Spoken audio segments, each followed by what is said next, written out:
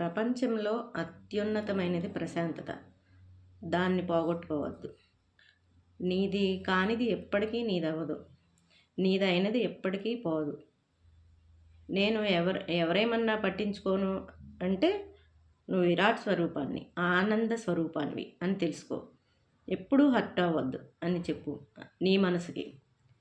నీలో ఉన్నదే నీవు వెతుకుతున్నావు. అది శాంతైనా, ప్రేమైనా, గౌరవమైనా. అది బయట వెతికితే దొరికేది కాదు. నువ్వు ఏదైనా కర్మ చేస్తావు, చేసి మర్చిపో, వదిలేస్తూ పో. మనసు ఖాళీగా ఉంచుకో. మనసులో ఎవరిని తలుచుకోవద్దు. వ్యక్తిని, వాళ్ళ బుద్ధుల్ని, వాళ్ళ మనస్తత్వాన్ని. ఒకవేళ తలుచుకుంటే, ఎవరినైనా తలుచుకున్నావా వెంటనే ఫోన్ చేయి, వెంటనే వదిలేయి. అవసరమై అనుకుంటేనే సంసారంలో ఉండు, లేదా బయట ఉండు. Individual soul. నువ్వు దేనితోనూ అటాచ్మెంట్ వద్దు.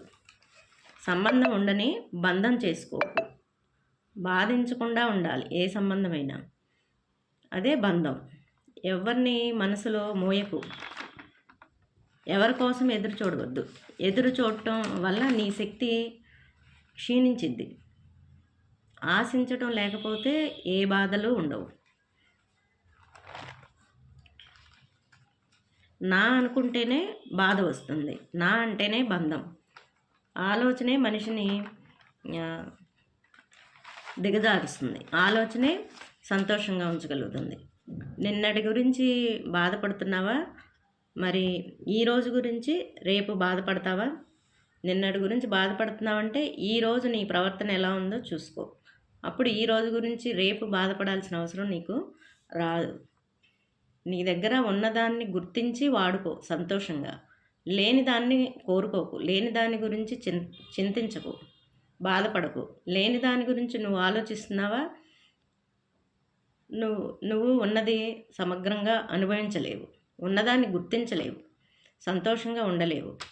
ఫ్యూచర్ గురించి ఎక్కువ ఆలోచన బాధకు గురి చేస్తుంది. అదే గతం గురించి ఆలోచన నిన్ను దిగజార్చిద్ది. రిగ్రెట్ అవ్వద్దు. ఒక చచ్చిపోయిన కుక్కని ఎవరు కొడతారు? ఆల్రెడీ చచ్చిపోయింది. అలాంటిది గతాన్ని, నిన్నటి రోజుని, జరిగిన క్షణాన్ని నువ్వు తీసుకురాలేవు. అందుకని నీ ఆలోచనని గతాన్ని తీసుకెళ్ళొద్దు. అందుబాటులో లేని దాని గురించి ఆలోచించొద్దు. ఇప్పుడు శరీరానికి అన్నం అవసరం, జ్ఞానం అవసరం లేదు. కానీ మనసుకి జ్ఞానం అవసరం, అన్నం అవసరం లేదు. ఆత్మకి మంచి మంచి ఆలోచనలు, మంచి జ్ఞానాన్ని నువ్వు ఇస్తూ ఉండాలి. సమయం నువ్వు